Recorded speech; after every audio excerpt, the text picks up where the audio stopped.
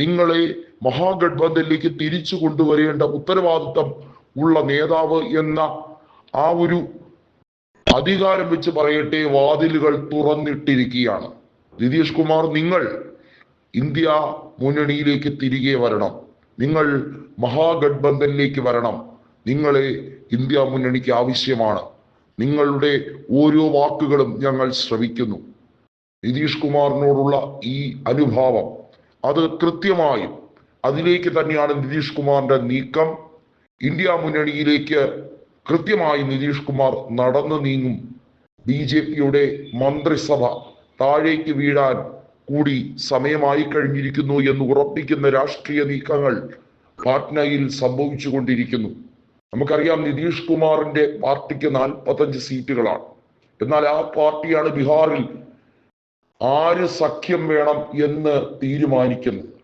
BJP വേണമോ RJD വേണമോ? BJP മതി എന്ന് നിതീഷ് കുമാർ കുറച്ചു കാലം വിചാരിച്ചു. ഇനി RJDയിലേക്കുള്ള സ്വിച്ച് ഓൺ ആണ്. അതെ, BJP-യുടെ അജണ്ടകൾക്ക് തിരിച്ചടി ലഭിക്കുന്നു. അമിത്ഷാ രാജിവെച്ചില്ലെങ്കിൽ നിതീഷ് ആരാണെന്ന് മനസ്സിലാകും എന്ന് JDU-വിന്റെ ചില നേതാക്കൾ പറഞ്ഞപ്പോൾ BJP അത്ര ഗൗരവപൂർവ്വം എടുത്തില്ല. മഹാരാഷ്ട്രയിലെ നിയമസഭാ തെരഞ്ഞെടുപ്പ് കഴിഞ്ഞ് കറിവേപ്പല പോലെ ഏകനാഥ് ഷിൻഡെയെ വലിച്ചെറിഞ്ഞപ്പോഴും BJP-ക്കാർ കരുതിയില്ല ഇങ്ങനെയൊരു ചതിപ്രയോഗം നടക്കുമെന്ന്. ഇന്ത്യ മുന്നണി സർവസജ്ജമായി ആ കരുക്കൾ നീക്കി കഴിഞ്ഞിരിക്കുന്നു. രാഹുൽ ഗാന്ധിക്ക് കൃത്യമായി ഇത് ഒരു സുവർണ അവസരമാണ്. ഇന്ത്യ മുന്നണി അധികാരത്തിലേക്ക് കയറുമോ ഇല്ലയോ എന്നുള്ളതിനേക്കാൾ പ്രധാനം ഐക്യ ജനതാദൾ ഇന്ത്യ മുന്നണിയെ ശക്തിപ്പെടുത്താൻ തിരികെ എത്തുന്നു. NDA പാളയം വിടുന്നു. NDA-യുമായുള്ള എല്ലാ രീതിയിലുള്ള സഹകരണവും അവസാനിപ്പിച്ചുകൊണ്ട് ലാലു പ്രസാദ് യാദവിന്റെ കൈകളിലേക്ക് കൃത്യമായി എത്തുന്നു. വീണ്ടും നിതീഷ് കുമാർ ലാലു പ്രസാദ് കോംബോ വർക്കൗട്ട് ആവുന്നു. തേജസ്വി യാദവ് കൃത്യമായി പറഞ്ഞൊരു വാക്കുണ്ട്, നിതീഷ് കുമാറിന് ബീഹാർ ജനതയോട് അങ്ങനെ ഇങ്ങനെയൊന്നും പറഞ്ഞ വാക്ക് തിരുത്തി മാറ്റാൻ ഏറെ നാൾ കഴിയില്ല.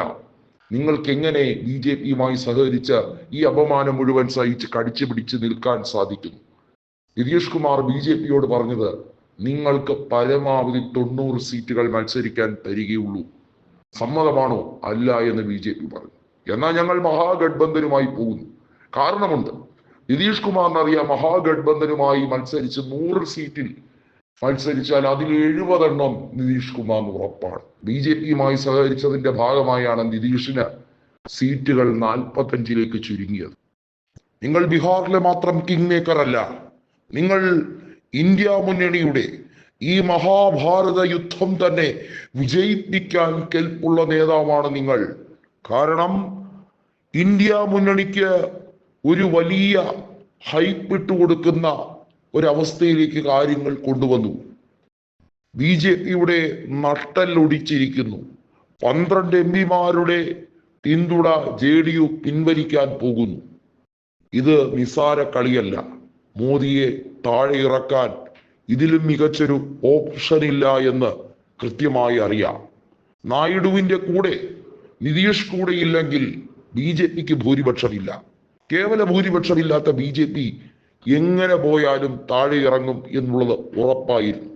പക്ഷേ അതിത്ര പെട്ടെന്നാകും എന്ന് നരേന്ദ്രമോദി ചിന്തിച്ചു കാണില്ല. അതാണ് നിതീഷ് കുമാറിന്റെ ഏറ്റവും വലിയ ചാണക്യ ബുദ്ധി. അമിത്ഷാ വലിയ രീതിയിൽ അട്ടഹസിച്ച് ഇപ്പൊ തന്നെ ഈ രാജ്യത്ത് എല്ലാ തരത്തിലും ഭരണഘടനയെ ഭേദഗതി ചെയ്യാൻ ഞാൻ ഒറ്റ ഒരാൾ മതി എന്ന ഗീർവാണം വിട്ടതിന് കിട്ടിയ മറുപടി. നിതീഷ് കുമാർ പറയുന്നു, പോയി പണി നോക്കൂ, ഇവിടെ കാര്യങ്ങൾ ഞങ്ങൾ സഖ്യകക്ഷികൾ തീരുമാനിക്കും.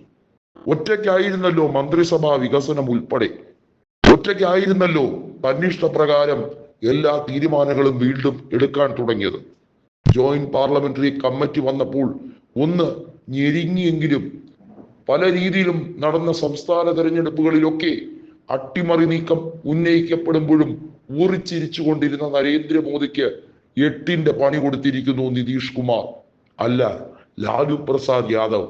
കുറച്ചുകൂടി മെച്ചപ്പെട്ട രീതിയിൽ നിതീഷ് കുമാറിനെ ലാലു ഹൈജാക്ക് ചെയ്തിരിക്കുന്നു. അത് കൃത്യമായി മനസ്സിലാക്കാൻ BJP-ക്ക് കഴിഞ്ഞില്ല. BJPയുടെ ട്രബിൾ ഷൂട്ടറായ ഹിമന്ത ബിശ്വ ശർമ്മ എത്രയൊക്കെ നോക്കിയിട്ടും, ഭൂതക്കണ്ണാടി വെച്ച് നോക്കിയിട്ടും ഇങ്ങനെയൊന്ന് നടക്കുമെന്ന് സ്വപ്നത്തിൽ പോലും വിചാരിച്ചില്ല. It was A pre planned attack, surgical strike എന്ന് തന്നെ പറയണം. ബീഹാറും ഒറ്റയ്ക്ക് പിടിച്ചടക്കാമെന്നുള്ള BJPയുടെ വ്യാമോഹത്തിന് കിട്ടിയ തിരിച്ചടി. അതിന് കാരണമുണ്ട്. നിതീഷിന്റെ കൂടെ നിന്ന് BJP നിതീഷിന് പണി കൊടുക്കുമെന്ന് കൃത്യമായി നിതീഷിന് അറിയാം. അതിനുവേണ്ടിയുള്ള തയ്യാറെടുപ്പുകളാണ് ഇപ്പോൾ നടത്തുന്നത്. ചിരാഗ് പാസ്വാനെ ഓങ്ങി വെച്ചിരിക്കുകയായിരുന്നു നിതീഷ് കുറെ നാളായി. കാരണം ചിരാഗാണ് ഓടി നടന്ന് നിതീഷ് കുമാറിന്റെ ഐക്യജനാദൾ നേതാക്കളെ പരാജയപ്പെടുത്തിയത്. പരസ്യമായി പറഞ്ഞു നിതീഷ് ഒരു പെരുങ്കള്ളനാണെന്ന്. എന്നിട്ട് ഇപ്പൊ കേന്ദ്രമന്ത്രിയായിരിക്കുന്നു. കുറച്ചുകൂടി മെച്ചപ്പെട്ട വകുപ്പാണ് നിതീഷിന്റെ ക്യാബിനറ്റ് മന്ത്രിയേക്കാൾ കൊടുത്തിരിക്കുന്നത്. മോദിയുടെ ആഗ്രഹം ചിരാഗിന് കൂടുതൽ സ്ഥാനമാനങ്ങൾ നൽകുക എന്നതായിരുന്നു. എന്നാൽ പിന്നെ എന്തിനാണ് എന്റെ സഹായം? നിതീഷ് കൃത്യമായി ലാലുവിന്റെ കൂടെ ചേരുന്നു. മഹാഗഡ്ബന്ധൻ വീണ്ടും സജീവമാകുന്നു.